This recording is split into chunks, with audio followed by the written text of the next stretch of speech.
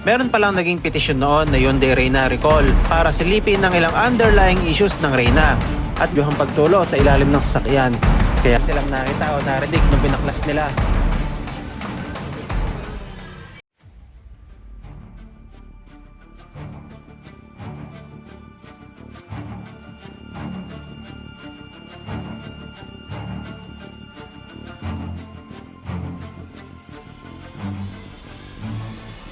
Welcome to Tamban TV!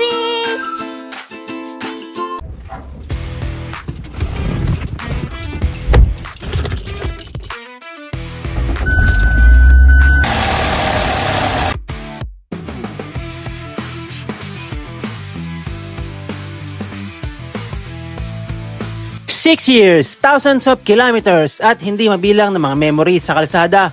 Marami na nagbago simula nang ilabas itong Hyundai Reyna sa kasa noong 2019.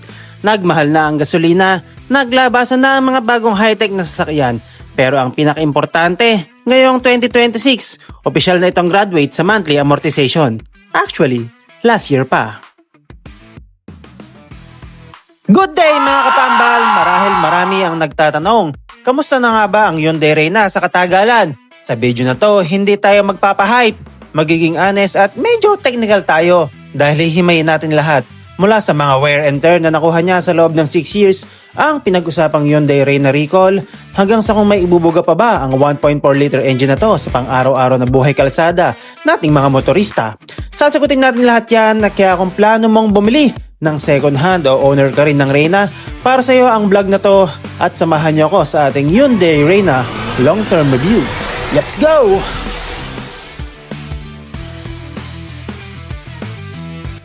Bago tayo magpatuloy at kung bago ka lang sa aming channel, please hit the subscribe button dahil marami pa tayong car-related videos na katulad nito. So, bago tayo humarurot o mag-road trip, tingnan muna natin ang release status na Reyna ngayong 2026. Aminado tayo, 6 years na siyang katuwang sa biyahe, kaya huwag nyo nang asahang napaka-flawless pa ng pintura. Pansinin ninyo, may mga battle scars na yan, syempre. Normal lang yan. Parang tayo noon, mga batang 90s, di ba? Sugutan na sa labas pero tuloy pa rin. Lumalaban pa rin sa kalsada. Pero ang kinabibilib ko, 6 na taon na. Hindi pa rin lumatignan, di ba? Ang forma pa rin. Siyempre, hindi mawawala ang mga wear and tear parts. Normal lang ang mapalitan ito para manatiling safe tulad ng wipers, weather strip, sun bulbs, dome light, filters, battery at mga gulong. Mamaya check nyo sa kopya ko ng service maintenance sa ang ibang napalitan while doing PMS. Pero alam nyo ba mga kafambal, meron palang naging petisyon noon na Hyundai Reyna recall. Hindi lang ito basta usap-usapan sa kalsada. Noong March 14, 2021, may lumabas na petisyon na nananawagan sa Hyundai para silipin ng ilang underlying issues ng Reyna. At bilang long-term owner ng bayo ko, kailangan nating himayin to para alam nyo ang papasukin nyo sa second-hand market. Comment down below nga kung isa ka sa mga pumirma sa petisyon.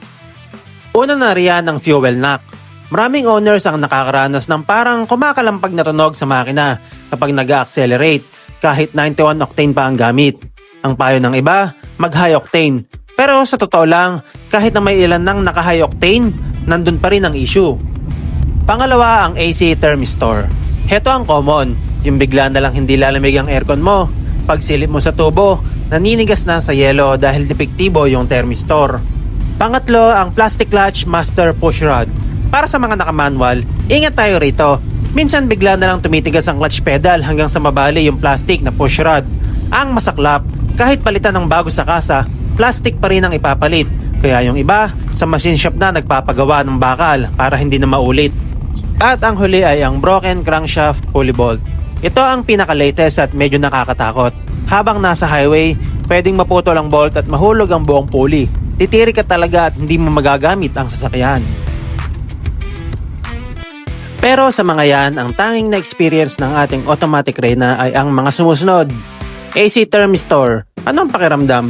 Tila ba nawawala ng lamig ang cabin while idling on traffic at babalik lang pag simulang umandar na ulit ng tuloy-tuloy ang sasakyan?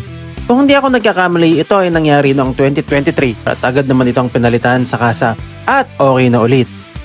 Pero na-experience ulit natin yung biglang nawalan ng lamig sa kalagitnaan ng heavy traffic At bumalik lang ang lamig nung tumuloy na ang andar ng ating Reyna. At sa aircon pa rin, parang yung number 3 at number 4 lang na fan ang gumagana o naglalabas ng lamig. At kung hindi mo pa napapanood, ito yun. Baka same experience tayo, magandang mapanood mo ito. Maganit o tumutunog na brake pedal. Pero okay na at naservisan na ito sa kasa. Isa pang issue na naranasan ng owner ay ang pangangamoy gas sa loob ng cabin after magpa-full tank. 2 beses itong nangyari at meron pang nabidyohang pagtulo sa ilalim ng sasakyan. Kaya naman, may pagkakataong hindi na nagpo-full tank para iwas tagas at pangangamoy. But recently ay atin itong pinacheck ulit sa kasa. Nagpa-full tank tayo kasamang isang technician nila at nag-test drive, ngunit hindi na nagmanifest ang nasabing issue. Tried multiple times pero wala na talaga. Anyway, edi salamat na lang at hindi na lumabas ang issue. Sa ngayon. Pero as per manual matik lang, wag nang sagad. Isa pang nararanasan natin ay ang mahinang lagitik o tunog sa manibela pag nililiko sa kanan o kaliwa. Pero mahina lang naman.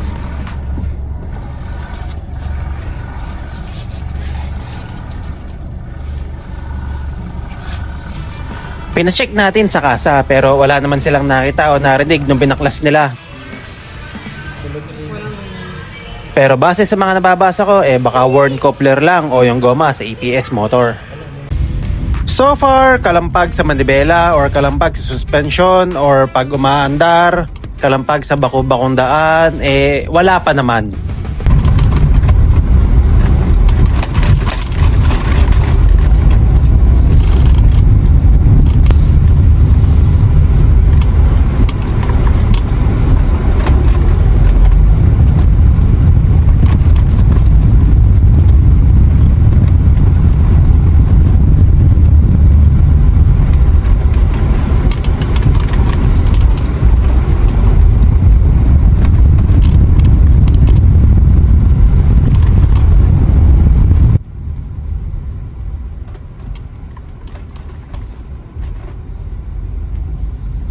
Tanging langit-ngit lang sa aking mismong phone holder, tunog ng mga susi at sa aftermarket armrest na medyo maluwag na.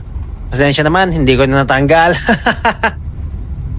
At kayo mga Karena owners, bukod sa mga nabanggit kong issues, ano pa ba ang inyong ibang na-encounter? Comment down below at ano ang inyong mga naging solutions sa mga nasabing issues. At para sa kaalaman ng lahat, ang Hyundai Reyna ay opisyal nang na-discontinue noong 2022. Marami ang nagulat, pero bakit nga ba? Sinasabing isa sa mga dahilan ay ang pag-realign ng Hyundai sa kanilang global strategy. Mas nag-focus sila sa mga SUV at crossover. Pero hindi lang yan ang nagbago. Kasabay ng pagkawala ng Reyna, nagkaroon din ng malaking pagbabago sa pamamahala ng brand dito sa atin. Ang dating distributor na HARI o Hyundai Asia Resources Incorporated ay pinalitan na ng HMP o Hyundai Motor Philippines na direct subsidiary na mismo ng Hyundai Korea. At as of now ay wala pa ring official manufacturer recall regarding sa petition.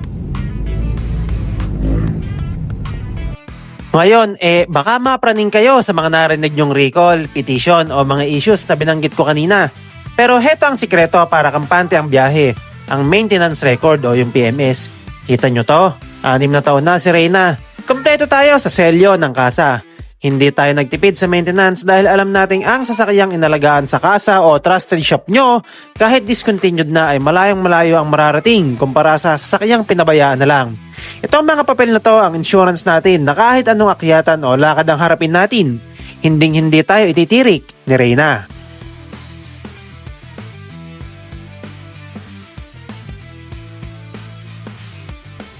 Pero bago tayo humataw, pakinggan nyo muna ang resibo ng maayos na maintenance. Ito ang tunog ng makinang 6 na taon nang inaalagaan.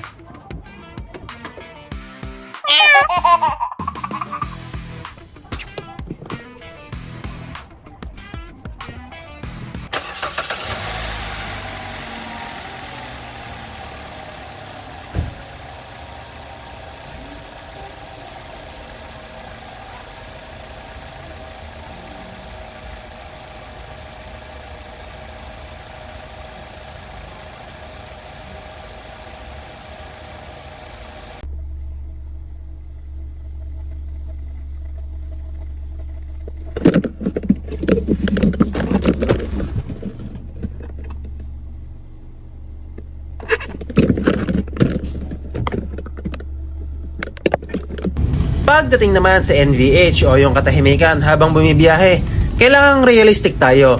2019 model pa si Reyna, kaya asahan nyo na yung normal na road noise. Rinig mo pa rin syempre ang busina sa labas, ang ugong ng hangin sa expressway, at yung ikot ng gulong sa kalsada. Pero para sa sasakyang 6 na taon na, hindi ito yung nakakarinding ingay. Solid pa rin ang insulation niya. Ang mahalaga, kahit naririnig mo ang kalsada, yung makina mismo ay hindi humihiyaw o kumakalampag. Ibig sabihin, kahit ramdam mo ang biyahe, kampante ka naman sa tibay ng unit mo. What do you expect sa Coaching 2019 pero alaga sa maintenance? Para sa akin, higit pa sa okay ang tahimik nito. Dito na tayo sa banatan. Marami ang nagsasabi na underpowered daw ang makina ng Reyna. Pero kapag maayos ang maintenance mo at updated ang records mo sa kasa, iba ang gising ng makina. Dahil automatic ang unit natin, smooth ang shifting sa normal na biyahe. Pero syempre, maging tapat tayo. Dahil matic ito, may saglit na delay o lag kapag biglaan mong binuo ng apak sa gas. Depende talaga yan sa timpla mo sa pedal. Pero once na kumagat na ang gear, doon mo na mararamdaman yung stability kahit 6 na taon na.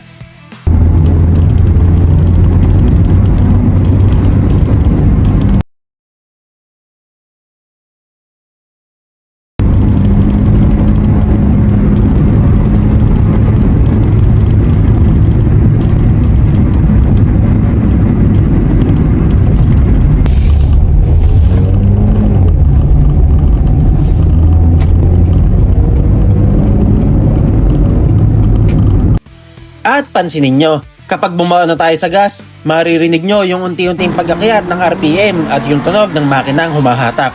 Normal na normal yan dahil ramdam mo yung power na lumalabas. Pero kahit binibirit na natin, hindi ito yung tunog na parang nahihirapan o kumakalampag. Ito yung healthy engine roar. Yan ang refined performance na bunga ng pagiging alagang kasa. Hindi siya yung tipong maingay lang dahil sa sirang insulation, kundi tunog na solid at may buga.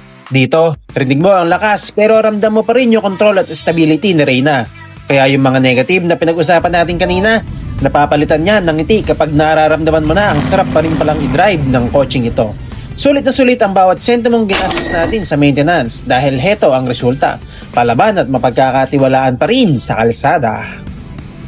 Para sa mga nagbabalak pa lang, oo, pwede pa kayong mag-acquire ng Hyundai Reyna ngayong 2026. Pero syempre mag-ingat kayo at maging mapanuri sa mga issues na nabanggit natin kanina. Kung ang hanap nyo ay yung sobrang advanced at high-tech na features na makikita sa mga 25 o 26 models, doon kayo sa bago. Pero ang mindset natin dito, yung mga tech-eme na yan, yung mga screen, sensors o aesthetics, madali na lang i-upgrade sa aftermarket yan, pwedeng pormahan. Pero ang makina, yan ang hindi mo basta-basta mababago ang setup. Yan ang pundasyon mo sa kalsada. Gaya ng nakita nyo sa performance test natin kanina, basta alagang kasa o sa trusted shop nyo at selyado ang records kahit 6 na taon na, tahimik pa rin ang cabin at palaban pa rin ang hatak. Kaya kung ako ang tatanungin, sulit pa ba ang Reyna ngayong 2026 at sa mga susunod pa? Para sa akin, basta nasa tamang maintenance, ang sagot ay isang malaking yes. Okay mga fambal, 5 punto kung bakit okay pa rin itong Hyundai Reyna ngayong 2026. Una, of course, syempre, may hahatid ka pa rin ito from point A to point B. Kahit pa sabihin natin mula Batanes hanggang Hulo, sigurado ako, sure na sure, hindi ka mapapaya sa Hyundai Reyna. Pangalawa, luwag sa amin, katulad ng family ko, 2 adults, 2 kids, maluwag na maluwag pa. Actually, ang tansya ko nga dito kahit mga 5 adults pa. Pero syempre, depende pa rin sa size. Pangatlo, hindi naman porke 2019, panahon pa ito nagkopong-kopong pagdating sa usaping style. Marami pa naman dyan ng mga aftermarket modifications na sigurado ako, pormang-porma ang labas nito. Pang-apat, patipiran ba sa gasolina? Nako, ako na nasasabi sa inyo, tipid ang Hyundai Reyna sa gasolina. At eto nga pala, yung long ride namin mula Binion, Laguna hanggang Dingalan, Aurora, ito yun. Panoorin mo ang fuel consumption ng Hyundai Reyna. Long ride plus plus akyatan. Yan, makikita mo kung gaano katipid ang Hyundai Reyna. Panglima, at syempre ang pinakagusto ko sa Hyundai Reyna, ito lang naman ay 4-cylinder 1.4 liter gasoline engine lang naman.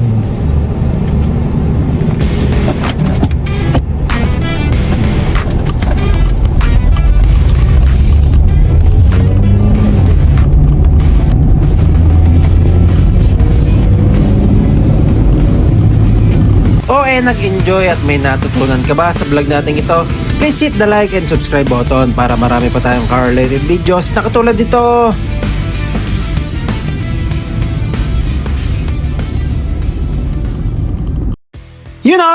Saglit lang, bago tayo mag-wrap up, silipin muna natin itong 4-story building sa Barangay Kalingatan, Mataas na Kahoy, Batangas.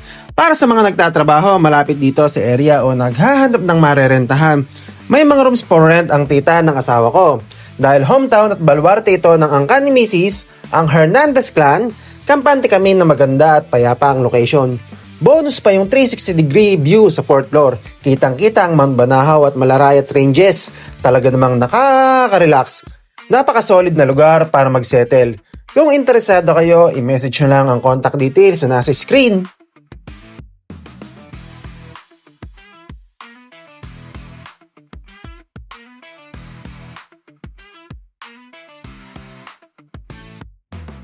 At dahil umabot ka sa puntong ito ng video, alam kong interesado ka rin. Tulad ni Reyna na tapos na nating bayaran. Baka ikaw din ay nagpaplano na o tapos na sa iyong car loan. Gusto mo rin bang malaman ang tamang proseso ng cancellation of chattel mortgage at removal of encumbrance sa LTO? Teka, ano nga ba ang mga yun? Alamin nating lahat yan at ang step-by-step tutorial sa susunod nating vlog. Kaya huwag kalimutang mag-subscribe para hindi nyo ma-miss ang finale ng ating Road to Clean Title. Bye-bye! Hey guys, please like and subscribe. Subscribe!